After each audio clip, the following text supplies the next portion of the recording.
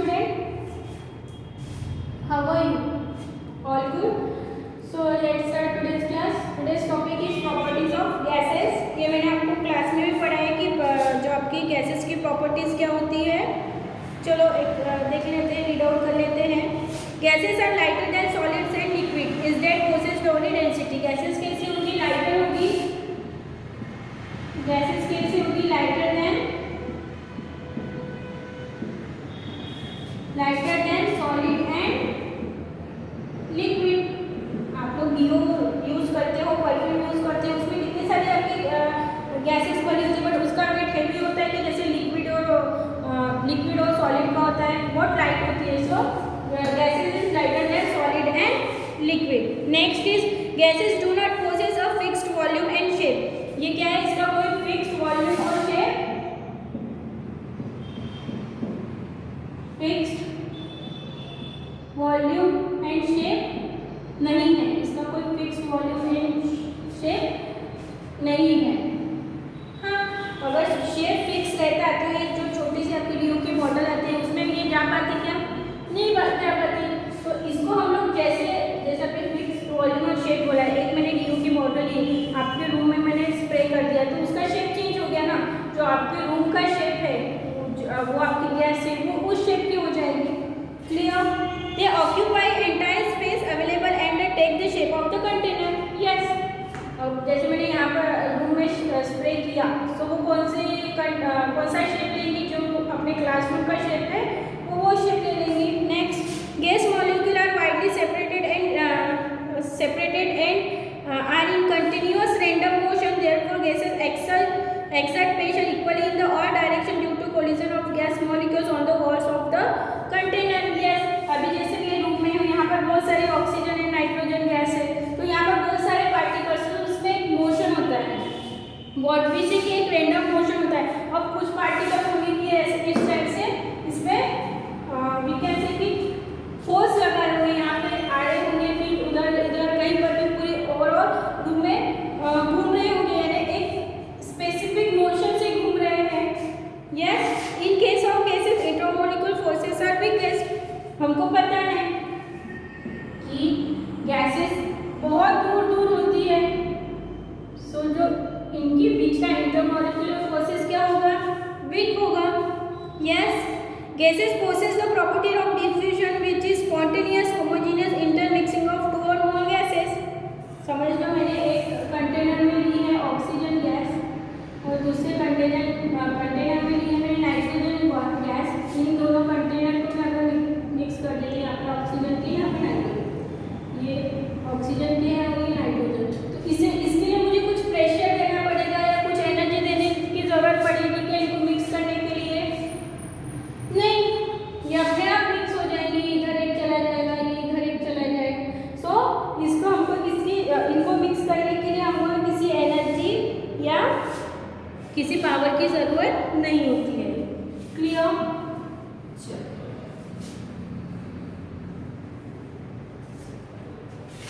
Measuring the properties of gases. First is mass. अभी हम लोग गैस का मास कैसे मेजर करेंगे? द मास, इसको डिनोट करेंगे स्मॉल एम से. The mass m of a gas sample is a measure of the quantity of a matter. यानी हमारे पास जो गैस एज अ मैटर है उसको कैसे वेट करना है वो देखेंगे. ठीक है? The mass m of a gas sample is measure of the quantity of a matter it contains. It can be measured experimentally. हम इसको कैसे मेजर कर सकते हैं? एक्सपेरिमेंटली मेजर कर सकते हैं. उसकी यूनिट होती है किलोग्राम. इसकी यूनिट क्या होती है? kg. we can say kilogram. So 1 kg is equal to 10 to the power 1 kg equal to 10 to the power 3.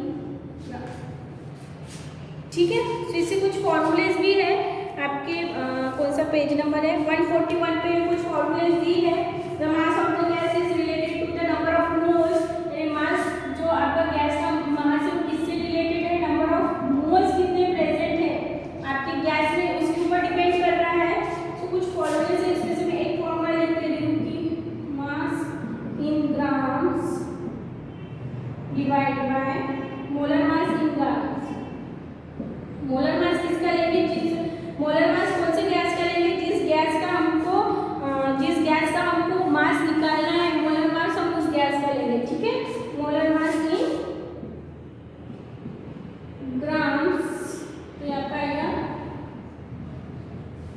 ठीक है, कुछ और आपके फॉर्मूलाज दिए हैं। तो following expression are also useful in calculation of mass. तो n is equal to number of molecules, देख लेते हैं, number of molecules divide by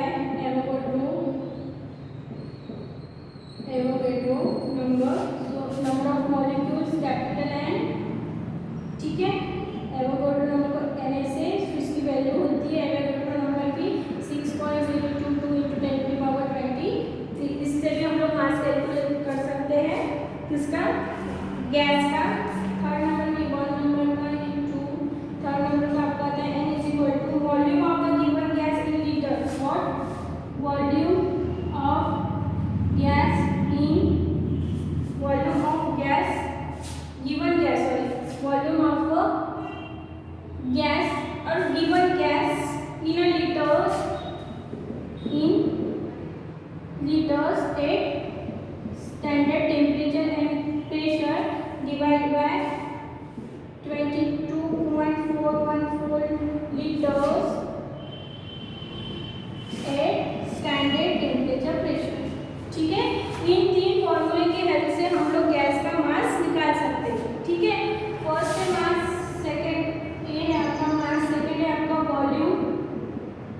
volume कैसे निकालेंगे गैस का? किसकी हेल्प लेंगे? वॉल्यूम को हम डिनोट करते हैं कैपिटल V से। ठीक है, volume of the sample of the gas is the amount of space. क्या होगा वॉल्यूम? मैंने amount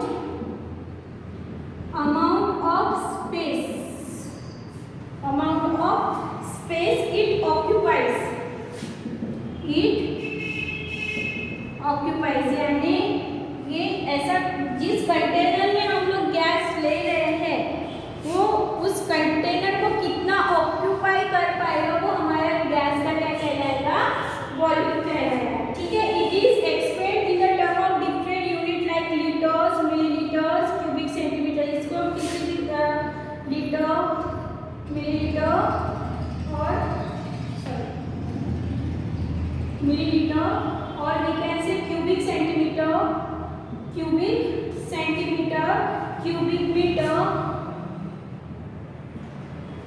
meter, and decimeter cube।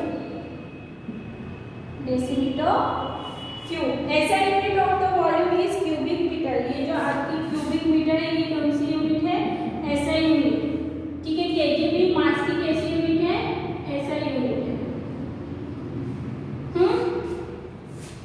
ठीक है, क्लियर?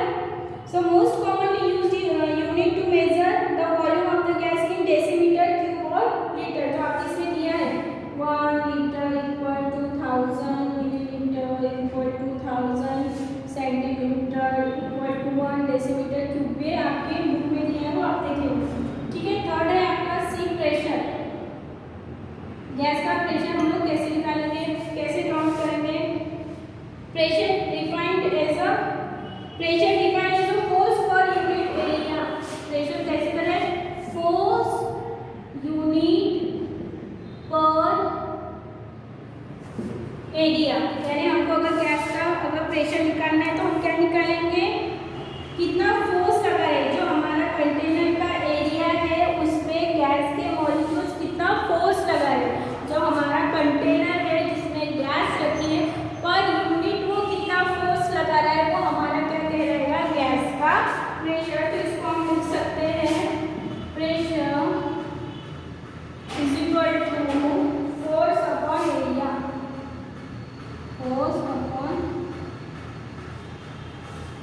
Force upon area.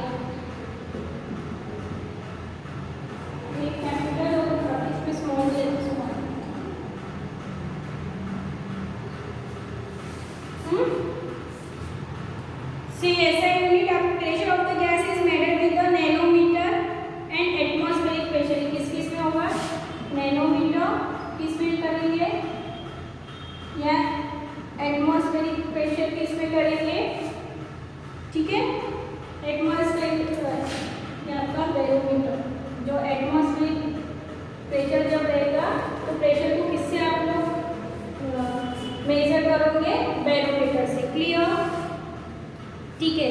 कुछ ऐसे units of pressure is pascal and newton per metre को आपके इसमें दिया है, वो चेक कर लेना। ठीक है। Next is temperature. It is the property of an object that determines direction in which energy will follow with when that object is contact with other object. Temperature क्या है? It is the property of an object that determines the which energy will flow, यानी energy के flow से क्या difference पड़ रहा है। ठीक है, गैस मॉलिक्यूल्स में। तो आप इसको देखेंगे, इसमें आपको इसमें दिया है, ये आपका है टेम्परेचर। टेम्परेचर के लिए आप यूज करोगे केल्विन इज इक्वल टू आपका है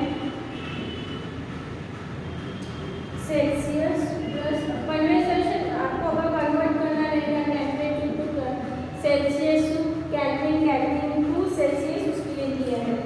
ठीक है। नेक्स्ट है आपका डेंसिटी।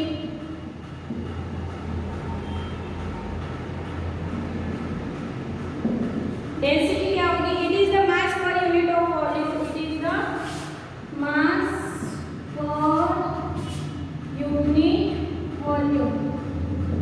ठीक है, पर यूनिट वॉल्यूम में उसका कितना मास है, तो इसको हम लिखेंगे देखो डेंसिटी है मास पर यूनिट वॉल्यूम। ऐसा यूनिट है, इसकी डेंसिटी क्या आती है? kg minus cube minus cube. In the case of gases, relative density is measured with respect of hydrogen gas and it is called vapor density. अगर ये hydrogen gas से related है, ठीक है, हाइड्रोजन के साथ अगर हम कैलकुलेशन कर रहे हैं तो उसको हम लोग बोलते हैं वेपर डेंसिटी। तो आपकी आ जाएगी vapour density equal to molar mass divide by 2। ठीक है। नेक्स्ट है डिफ्यूजन।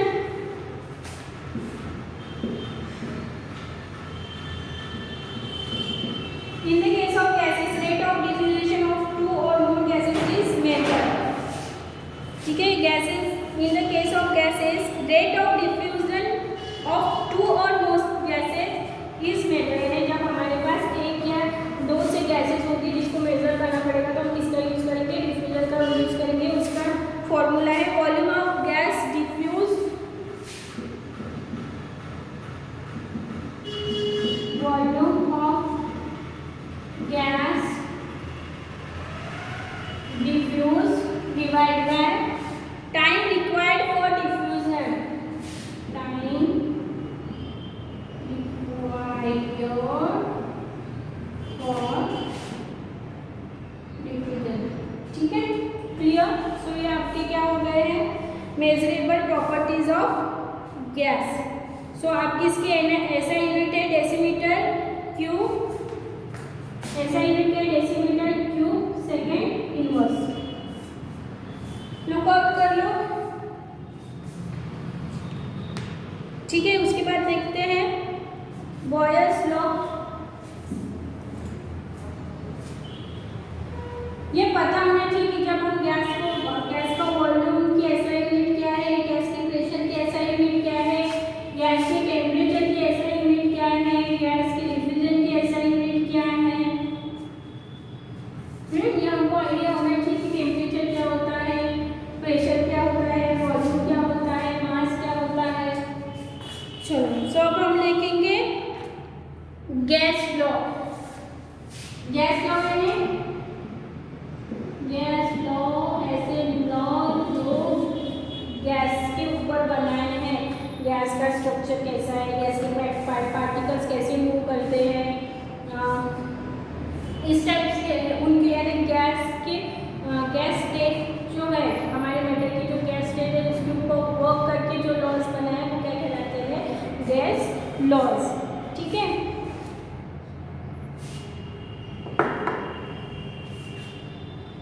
चलो देखते हैं। तो पहले इसमें है Boyle's law.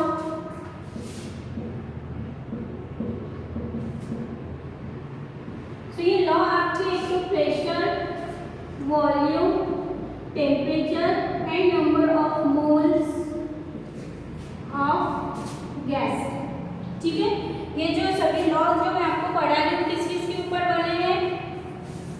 Pressure, volume, temperature and number of moles of gas. एक तो फिर प्रेशर आपका कांस्टेंट रहेगा, कभी आपका वॉल्यूम कांस्टेंट रहेगा, कभी आपका टेम्परेचर कांस्टेंट रहेगा, कभी आपका नंबर ऑफ मोल कांस्टेंट रहेगा, या भी हो सकता है कि इसमें से कोई दो कांस्टेंट हो, पी भी कांस्टेंट हो या फिर बीटी कांस्टेंट हो या फिर T and number of mole constant आपके कांस्टेंट हो।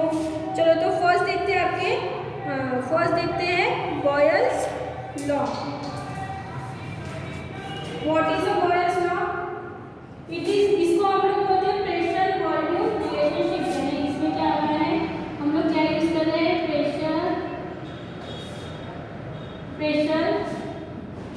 प्रेशर वॉल्यूम शेप, ठीक है, P V. What is at constant temperature T, what is at constant temperature and for constant mass,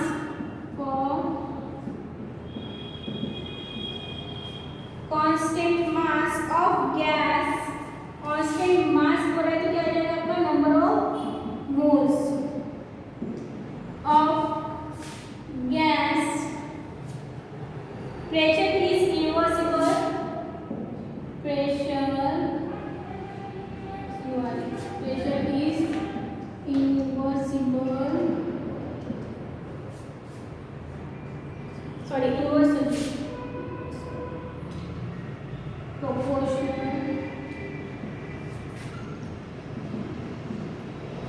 proportional to the volume of the gas, to the volume of the gas। तो what is it कि यहाँ पर हम लोग क्या constant ले रहे हैं, temperature and number of moles we are taking as a constant, clear. So what is at constant temperature and for constant mass, constant mass is number of moles of gas, pressure is inversely proportional to the volume of the gas. इसको हम लोग कैसे लिख सकते हैं,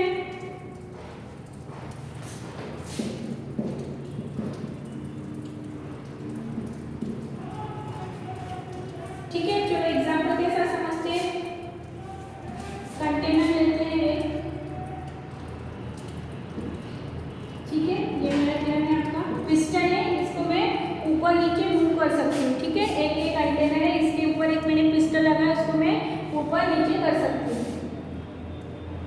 तो हम लोग एक ये आपका ए नंबर, इस पर ही हम लोग वर्क करेंगे, ठीक है।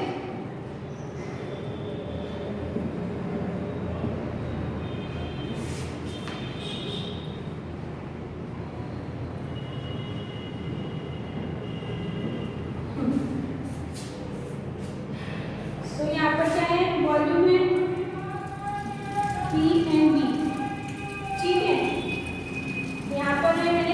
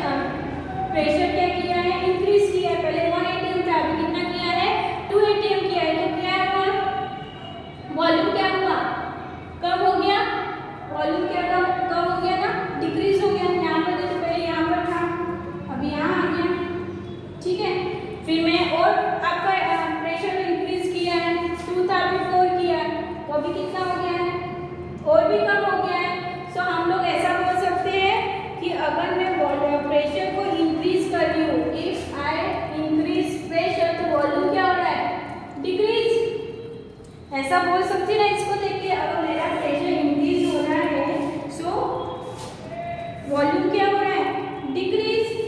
ठीक है, सो ठीक है, अपनी इक्वेशन के साथ समझते, इक्वेशन नंबर होगा 1, तो क्या हो जाएगा P is equal to K1, K क्या है हमारा प्रोपोर्शनली कांस्टेंट है, K1 इज इक्वल टू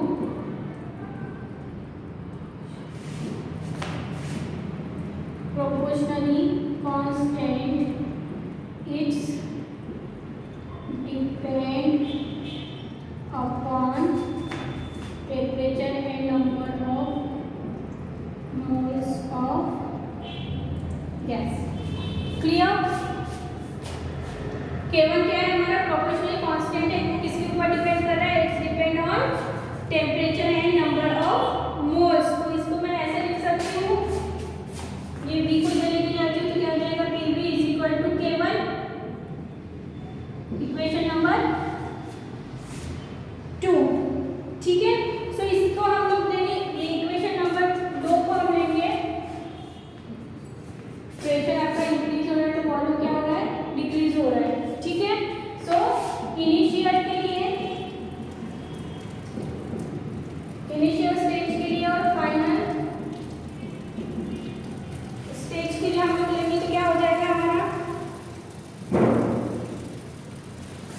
क्या होगा, K1 is equal to P1 V1, तो यहाँ पर K2 is equal to P2 V2, ऐसा हो जाएगा। तो ऐसा लिख सकती हूँ from equation 3 and 4, P1 V1 is equal to P2 V2, ऐसा लिख सकती हूँ ना मैं, यस। और ऐसा भी लिख सकती हूँ P1 upon P2 is equal to P2 upon V1।